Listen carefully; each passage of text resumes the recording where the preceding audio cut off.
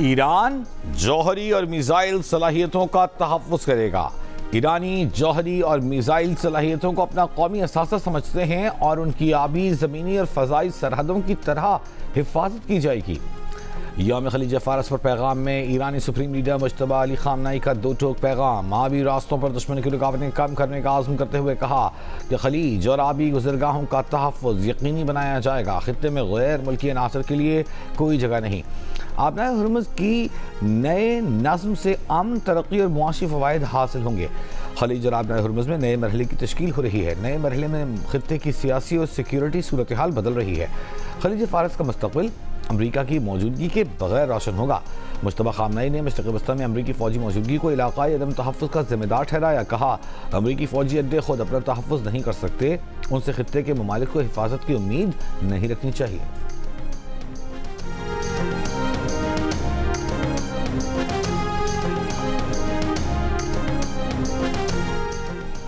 عالمی مارکیٹ میں تیل کی قیمتوں میں معمولی کمی۔ برنٹ خام تیل $124 سے کم ہو کر $114 فی بیرل پر آ گیا۔ WTI $110 فی بیرل سے $104 فی بیرل پر آ گیا۔ ایران کے خلاف مزید جنگی کارروائیوں پر غور۔ ناکہ بندی اور آبنائے ہرمز کی مسلسل بندش کے باعث آج تیل کی قیمتیں 4 سال کی بلند ترین سطح پر پہنچ گئی تھیں۔ ٹرمپ نے ایران کی آبنائے ہرمز کھولنے اور ایران کی ناکہ بندی ختم کرنے کی پیشکش مسترد کر دی۔ امریکی فوجی کمانڈرز صدر ٹرمپ کو آج ایران پر ممکنہ حملوں کے نئے منصوبے پر بریفنگ دیں گے۔ امریکی اخبار کے مطابق بریفنگ کا مقصد مذاکرات میں تعطل ختم کرنا یا ایران کو آخری فیصلہ کن ضرب لگانا ہو سکتا ہے۔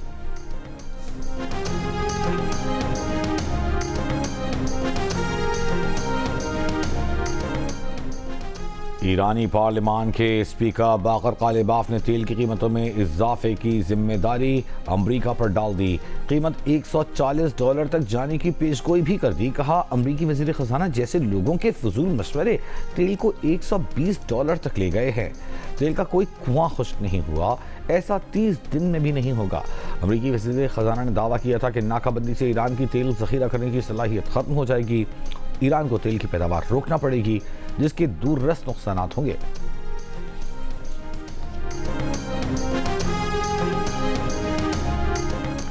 صدر ٹرمپ نے ایران اور امریکہ جنگ بندی میں مدد کی روسی پیشکش یوکرین میں جنگ بند کرنے سے مشروط کر دی۔ کہا، ایران کے ساتھ فون پر مذاکرات جاری ہیں۔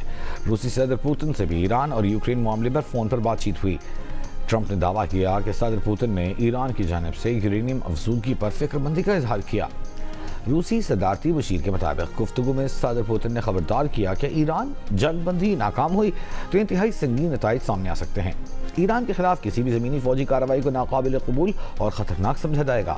صدر ٹرمپ سے 1.5 گھنٹے سے زائد جاری رہنے والی ٹیلی فونک گفتگو میں صدر پوتن نے 9 مئی کو یوکرین سے جنگ بند کرنے کی پیشکش بھی کر دی۔ 9 مئی کو روس نازی جرمنی پر سوویت یونین کی فتح کا دن مناتا ہے۔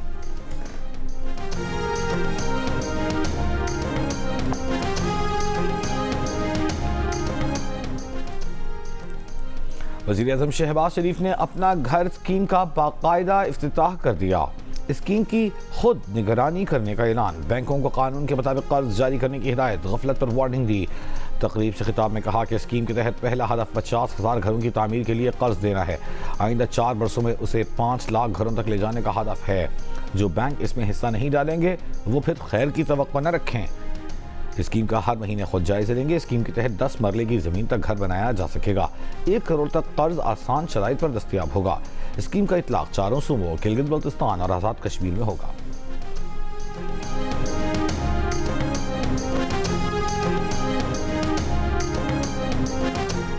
پاک بحریہ کی پہلی ہنگور کلاس آبدوز کی چین میں کمیشننگ۔ اس موقع پر تقریب کے مہمان خصوصی صدر عاصم علی زرداری نے کہا کہ آبدوز ہنگور کی کمیشننگ پاک بحریہ کی جدت کے سفر میں تاریخی سنگ میل ہے۔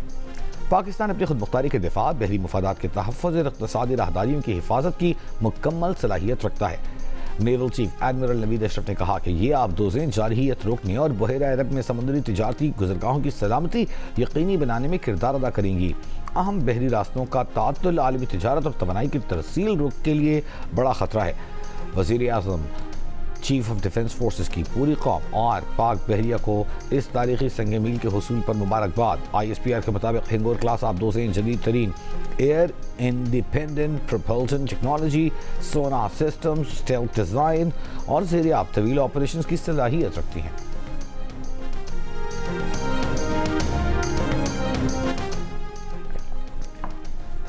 ایرانی پاسداران انقلاب کی ایک اور پاکستانی جہاز کو ہرمز سے گزرنے کی خصوصی اجازت۔ PNC ذرائع کے مطابق 8 کروڑ لیٹر ڈیزل کے ساتھ جہاز خیرپور آبرائے ہرمز میں داخل۔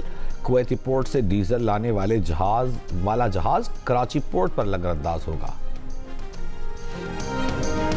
سندھ ورکرز ویلفیئر بورڈ میں 25 ارب روپے کی مبینہ خرد برد کا انکشاف۔ سابق انتظامیہ نے مزدوروں کے اربوں روپے لوٹے۔ بلاول بھٹو اور وزیر اعلیٰ سندھ مداخلت کریں، لوٹی گئی رقم واپس لی جائے۔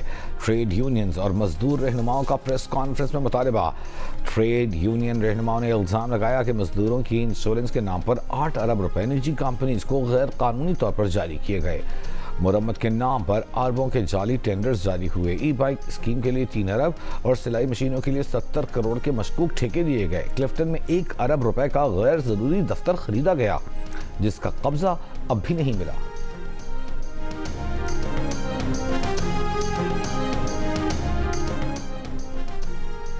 ترجمان دفتر خارجہ نے صومالیہ میں آئل ٹینکر کے اغوا کے واقعے کی تفصیلات بتا دیں۔ کہا صومالیہ کے جنوب مشرقی ساحل کے قریب 21 اپریل کو آئل ٹینکر کو قزاقوں نے اغوا کیا۔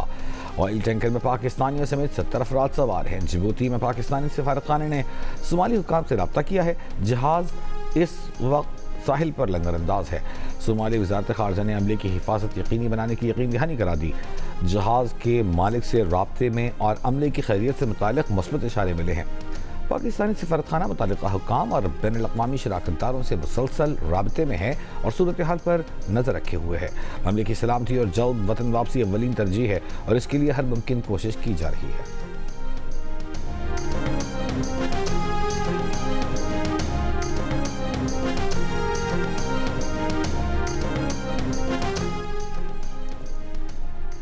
وزیر اعلیٰ پنجاب مریم نواز نے کچے کے علاقوں کے لیے 23 ارب روپے کے ترقیاتی پیکج کی منظوری دے دی۔ وزیر اطلاعات پنجاب عظمیٰ بخاری نے پریس کانفرنس میں کہا کہ کچے کا علاقہ اب کچا نہیں پکا ہوگا۔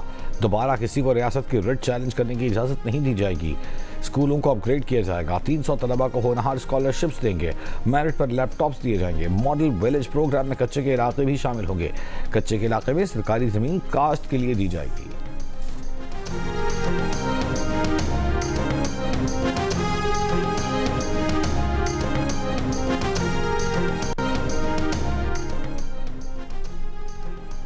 وزیر اعلیٰ خیبر پختونخوا سہیل آفریدی کی زیر صدارت تحریک انصاف کی پارلیمانی کمیٹی کا اجلاس۔ قبائلی اضلاع اور خیبر پختونخوا میں امن و امان کی صورتحال کا جائزہ لیا جا رہا ہے۔ عالمی منڈیوں میں خام تیل کی قیمتوں میں اضافے سے امریکہ بھی متاثر۔ پیٹرول اور ڈیزل کی قیمتیں 2022 کے بعد بلند ترین سطح پر پہنچ گئیں۔ امریکہ میں پیٹرول کی اوسط قیمت 8 سینٹ اضافے کے بعد $4.30 فی گیلن ہو گئی۔ ڈیزل کی اوسط قیمت $5.50 فی گیلن دیکھی گئی۔ امریکی جریدے کے مطابق ایران جنگ کے بعد سے ڈیزل کی قیمتوں میں 46% اضافہ ہوا، جبکہ امریکی ڈرائیورز کے اخراجات 44% بڑھ گئے۔